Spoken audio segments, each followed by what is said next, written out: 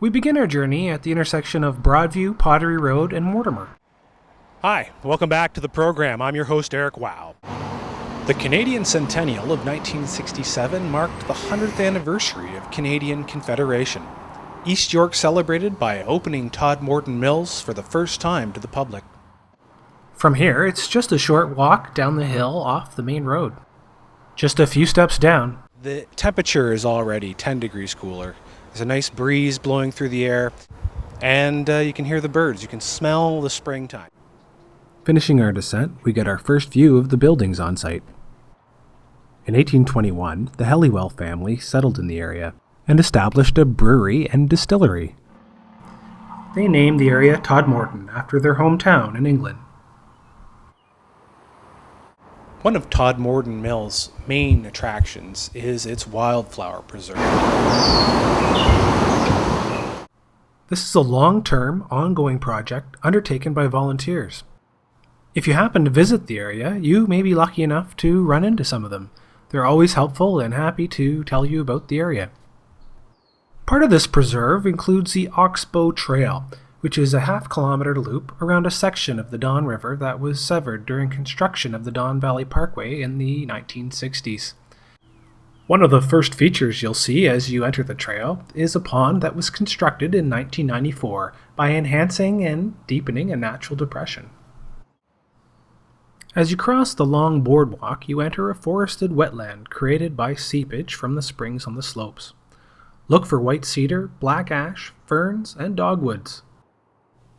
On this particular day, I happened upon one of the volunteers that take care of the wildflower preserve, and he pointed out to me this very interesting bottlebrush plant.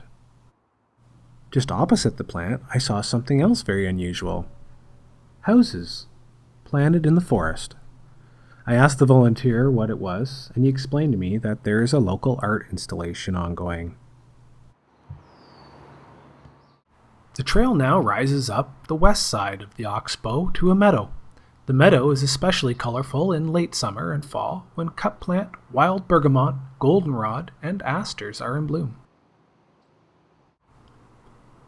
A fire in 1847 destroyed the brewery and distillery, and by 1855 the Helliwells sold their property to the Taylor family, who ran the local Don Valley Pressed Brick Company. This is the end of the Oxbow Trail, and we enter the parking lot. During World War II, the parking lot was the location of a prisoner of war camp. World War I vets guarded young German merchant seamen who were forced to work at the local brick factories.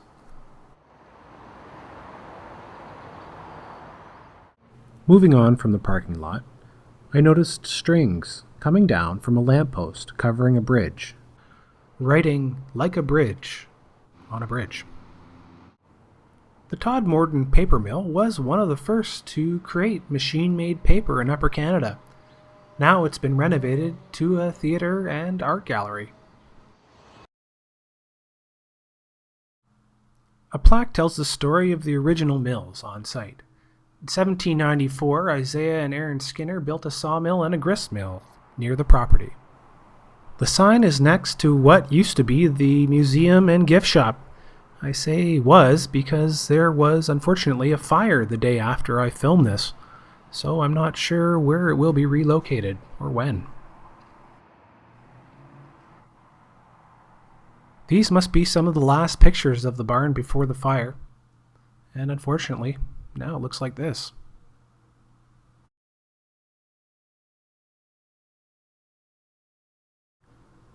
So here's the thing that I was not expecting on the landmark tour, the Number 9 Eco Art Festival.